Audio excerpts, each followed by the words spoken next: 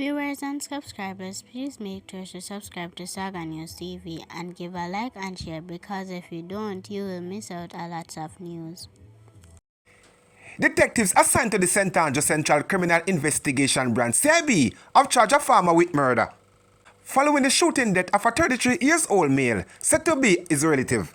The deceased has been identified as Fabian Carr, otherwise called Pop, of Burkwood District, Rockall, St. Andrew. Charge is Alton Levy, otherwise called Dupdap, a resident of Burkwood District, Rockall, St. Andrew. Reports from the Constant Spring Police are that at about 7:30 p.m. on Sunday, March 16, Levy and Carr had a disagreement, which escalated to a physical fight, during which Levy brandished a firearm and opened gunfire at Carr, hitting him in the head and upper body. On Monday, March 17, at about 8 a.m., the police received information of a body seen in a house in the Burkwood community. The lawman visited the location, and the lifeless body of Carr was seen lying on his back in a pool of blood, with multiple gunshot wounds. An investigation commenced, and on Thursday, April 3, at about 10 a.m., Levy turned himself into police and confessed to the offense. He later brought the police to where he hid the murder weapon and gave a statement thereafter. He was formally charged with the above-mentioned offense on Monday, April 7.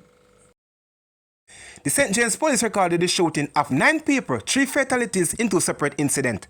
On Friday, following the period of a reduction of murder in the first quarter of the year, the 3 deceased, all of St. James addressed, have been identified as unemployed Devroy Leslie, Success Lane, Barretttown, and 28 years old; Exodus Dunkley of Flagstaff, and 27 years old; security guard Malik McDonald of Art Street, Montego Bay.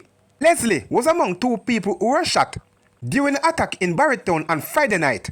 Reports are that about 10:30 p.m. Leslie and another man were at an event on Top Road in Barretttown when they were pounced upon and shot by gunmen in a white Toyota Vaxi motor vehicle that was driven to the scene. The 2 was transported to the hospital where Leslie was dead on arrival, and the other man was admitted for treatment. In the first incident, roughly 5 hours before, McDonald and Dunkley were among a group of individuals on Art Street when a silver Toyota Axia motor car was driven up from the Barney Street direction onto Carden Avenue. A barrage of gunfire erupted. When the gunfire subsided, 7 people were found suffering from gunshot wounds. They were rushed to the Cornwall Regional Hospital where Dunkley was pronounced dead. McDonald succumbed to his injuries on Saturday while undergoing treatment. The police are investigating both incidents.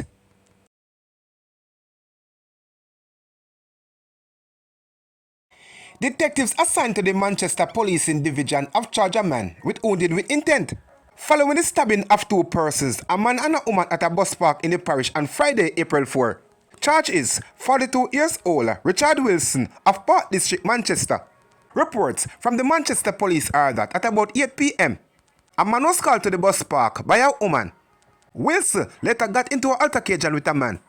During the altercation, Wilson used an instrument to inflict stab wounds to the man and the woman, which bleeds. The police were alerted and both victims were taken to hospital, where they were admitted in serious but stable condition. An investigation was launched and Wilson was subsequently arrested and taken into custody. On Tuesday, April 8, he was charged with the offense of wounding with intent. His court date has been finalized. Presiding Judge Peter Wilson cautioned a man and a woman against returning to court after they resolved their issue through mediation. When they appear in the Kingston and St. Andrew Parish Court on Tuesday, Christopher Black and Tanisha Francis were answered to charge of assault at common law and unlawful wounded, respectively. Addressing the court, Francis explained that an altercation was triggered between her and Black after he attempted to throw a block at her. However, both accused expressed that they just want the matter to be over, confirming that their issues have been resolved following mediation. Judge Wilson prompted them, "Let me see you shake each other hand."